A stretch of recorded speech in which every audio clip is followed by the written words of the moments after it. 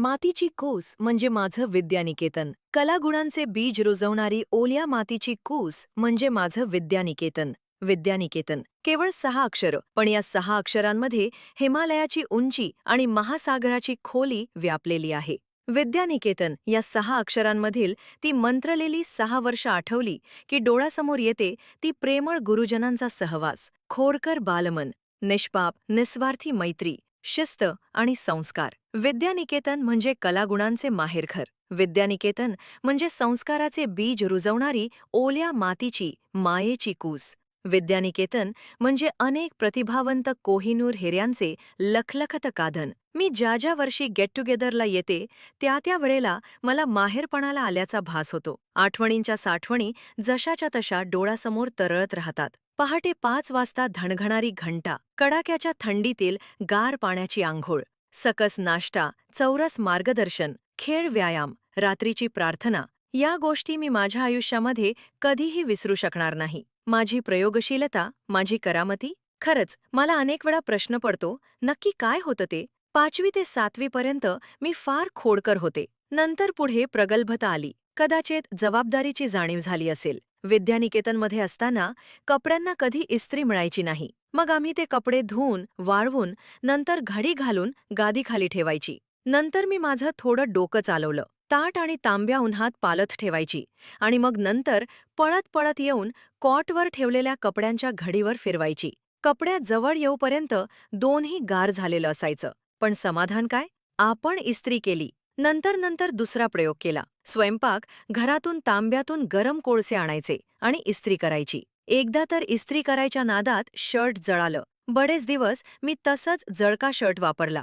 पिनाको असल्यामुळे तो काही दिसत नव्हता. पुढे हीच प्रयोगशीलता माझ्या अंगलट आली. 7वीत होते. स्कॉलरशिपा परीक्षा 15 दिवसांवर आली होती. रात्री जागरण करणं जमत नव्हतं. त्यातच उन्हाळ्याचा दिवस. उकाडा भरपूर. 3ऱ्या मजल्यावर मागच्या दोन्ही बाजूला कपडे वाळत घालण्यासाठी 2 गॅलरी वजा खोल्या होत्या. तिथे आम्ही अधूनमधून झोपत असू. समोरच्या बाजूने लोखंडी सळ्या तर दुसऱ्या बाजूने लाकडी पट्ट्या उभ्या आडव्या मारून त्या खोल्या बंदिस्त केल्या होत्या. त्यातून बाहेरचं गार वारं आत यायचं.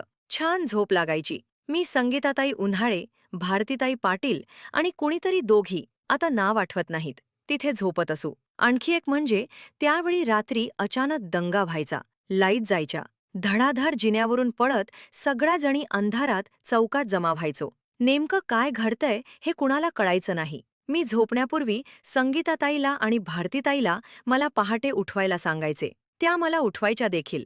पण मी साखर झोपेत असल्यामुळे मला त्याची जाणीव व्हायची नाही. परत सकाळी उठून मी त्यांना मला काल का उठवलं नाही असं विचारायची. असं एकदा दोनदा झालं.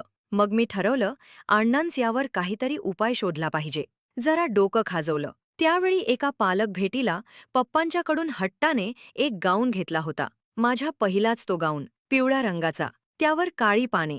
मला फार आवडायचा. माझ्या उंचीपेक्षा वीतभर लांब, त्यामुळे चालताना फटाक वाजायचा. बऱ्याचदा मी अडखळायचे, पडायचे देखील. पण दांडगी हौस. साईडला एक कमरेला बांधायची नाडी होती.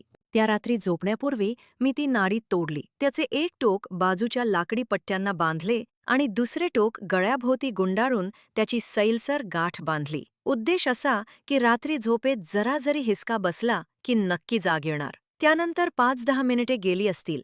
अचानक डोक्यात विचार आला, अरेच्या, ही गाठ सुटली नाही तर? अबब, काय होईल? मी तारकन उठले आणि गाठ सोडली आणि ती नाडी पायाला बांधली. आता ठीक आहे. मनाला समाधान वाटलं. यामधलं त्या दोघींना काहीही सांगितलं नाही. रात्री 1-1:30च्या दरम्यान अचानक लाईट गेली. कोणीतरी किंचाळलं, दगा झाला आणि एकामागून एक अशा सगळ्यांजणी जिन्यावरून धडाधड खाली चौकांकडे पळाल्या. मला संगीताताई उठवत होती, पण मला उठवूनही उठता येत नव्हतं. आता आली ती पंचाईत. पायातली गाठ सुटत नव्हती आणि सांगायची अडचण. सुजाता, लवकर खाली चल, संगीताताई म्हणाली. ताई, माझा पाय दुखायला लागला ग, मी तिला म्हटलं आणि अंधारातच मी माझ्या पायाला हिसके देऊ लागले. बरेच प्रयत्न केले, पण व्यर्थ. शेवटी नाडी दाताने कुरतडली आणि देवाचं नाव घेऊन जोराचा हिसका दिला. नाडी तुटली आणि पळत पळत संगीताताईच्या मागून खाली चौकात आले. आजही हा प्रसंग आठवला की अक्षरशः अंगावर काटा येतो. विद्यानिकेतनमध्ये प्रत्येक महिन्याच्या दुसऱ्या रविवारी पालक भेट असायची. त्याआधी आमचे एक मागणीपत्र आम्ही पालकांना पाठवायचो. महिन्यातला तो एक दिवस इतर दिवसांच्या पेक्षा वेगळा असायचा. फार चंगळ असायची. आईच्या हातचं आवडीचे पदार्थ खायला मिळायचे. भरपूर पैसे मिळायचे. मनसोक्त गप्पा व्हायच्या. हवी ती खरेदी करायला मिळायची. आणि विशेष म्हणजे दिंडी दरवाजा बाहेरचा एक मोकळा श्वास घ्यायला मिळायचा. आदल्या दिवसापासूनच आम्हा मुलींमध्ये तुझं कोण येणार, माझं कोण येणार याची चर्चा असायची. उद्याचं प्लॅनिंग जोरात सुरू असायचं. जणू उत्साहाचे धुमारे फुटायचे. सकाळपासूनच पालकांची ये जा असायची.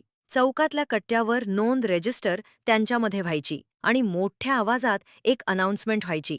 सजाता बिरगणे, पप्पा आलेत. नुकत्याच पंख फुटलेल्या पाखरागत असायची आणि ती रविवारसुद्धा भरर एस कून उडून जायचा, अगदी पाखरासारखाच. पप्पांच्या बरोबर रविवार व्यतीत करणं म्हणजे एक प्रकारची मेजवानीच असायची. त्यावेळी ते मुख्याध्यापक म्हणून कार्यरत असल्याने बऱ्याचदा त्यांच्या शाळेचे काम ते घेऊन यायचे. त्यानिमित्ताने मोठ्या लोकांच्या भेटी व्हायच्या. उरलेल्या वेळेत केस कटिंग, खरेदी, खाणंपिणं व्हायचं. मस्त मजा यायची.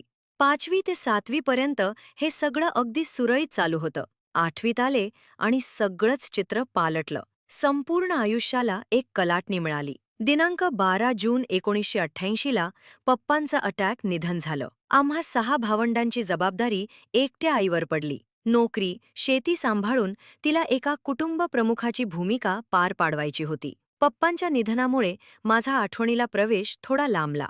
जुलैमध्ये मी शाळेत गेले. पहिल्या पालक भेटीला माझी मावशी आली होती. ऑगस्टचा दुसरा रविवार जसजसा जवळ येत होता तसतसं मन आणखीन नाराज व्हायचं. माझ्या पालक भेटीला येण्यासाठी आईला वेळ मिळणार नाही हे मला माहीत होतं. ती कोणाकडून तरी खाऊ आणि पैसे पाठवून देणार हे मनाशी पक्क केलं. आदल्या दिवशी नेहमीप्रमाणे मुलींचे प्लॅनिंग सुरू झालं.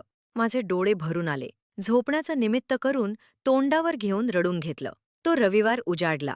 पाऊस पडत होता. त्यातच पालकांची ये जा चालू झाली. अनाउन्समेंट सुरू झाल्या. मुलींची धांदल सुरू झाली. मी मात्र निवांत होते, म्हणजे तसं दाखवत होते. पुस्तक घेऊन वाचण्याचा प्रयत्न केला, पण लक्ष लागत नव्हतं. तेवढ्यात ऐकू आलं, सुजाता बिरगणे, आई आली. जे ऐकलं त्यावर विश्वास बसत नव्हता. मी स्तब्ध झाले. काही मिनिटं मी तशीच बसून होते. त्यानंतर कुणीतरी म्हणाले, अगं सुजाता, तुझी आई आली असं म्हणालेत ना, जा ना खाली. आता माझी खात्री पटली. मी उठून येत होती. त्यावेळी मी आरसा हॉलमध्ये राहत होते.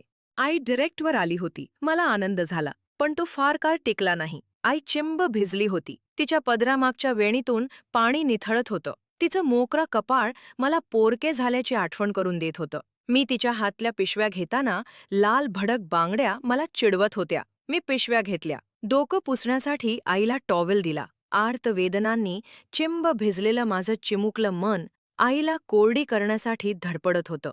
हुंदका दाबत मी आईला म्हटलं, आई, छत्री आणली नाहीस? किती ग भिजलीस? रिक्षा करून आलीस ना, तरीही भिजलीस. अगं, सकाळी गडबडीत छत्री आणायची विसरले. CBSवर आल्यानंतर मोठा पाऊस आला. तो थांबायचं नाव घेईना. रिक्षा नुसारदी. नंतर बऱ्याच वेळानं रिक्षा मिळाली. अगं आई, पाऊस थांबायची आणखी थोडी वाट बघायची ना. आता तूच जरा या खिडकीतून बाहेर बघ. बघ कसा कोसळतोय. आणि माझ्या थांबण्यानं पाऊस थांबणार नाही. मग घरी परतायला रात्र होईल. बर, चल आवर तुझं. हो, थांब, आलेच. असं म्हणून मी साबण घेऊन खाली बाथरूममध्ये आले. बराच वेळ दाबून ठेवलेल्या हुंदक्यानी वाट करून दिली. अगदी मनसोक्त रडून घेतलं. आपल्यासारखाच तिचाही आजचा सुट्टीचा दिवस. आठवड्याची कामे उरकण्याचा दिवस. इतर भावंडांनी मोकळा वेळ देण्याचा दिवस. तरीही ती माझ्याकडे आली होती. त्याचवेळी ठरवलं, आपल्याकडून तिला त्रास होईल असं कधीही वागायचे नाही. अभ्यास करायचा, मोठा व्हायचं. अजून पाऊस कोसळत होता. आम्ही बाहेर जायचं टाळलं. जेवणाचे डबे उघडले. गप्पा मारल्या. महिनाभर पुरतील इतके तिने पैसे दिले. आणि आई गावाकडे परतली. त्यानंतरच्या अनेक पालक भेटींना पालकांचे नाव रजिस्टरमध्ये नोंदवणं आणि अनाउन्समेंट करण्याचं काम मी अगदी आनंदाने केलं. दुसऱ्यांच्या सुखात आपलं सुख मानण्याची सवय तेव्हापासून लागली. ती आज तागायत. अशा अनेक आठवणींची शिदोरी घेऊन माझी वाटचाल सुरू आहे. विद्यानिकेतनने मला जे दिले त्याची परतफेड मी कधीही माझ्या आयुष्यात करू शकणार नाही. विद्यानिकेतनच्या प्रत्येक घटकाच्या ऋणात आयुष्य राहणं मी पसंत करेन, कारण ऋण हे आपल्याला जबाबदारीची जाणीव करून देते, समाजभान राखायला मदत करतं, आपल्या कर्तव्याची सतत आठवण करून देत.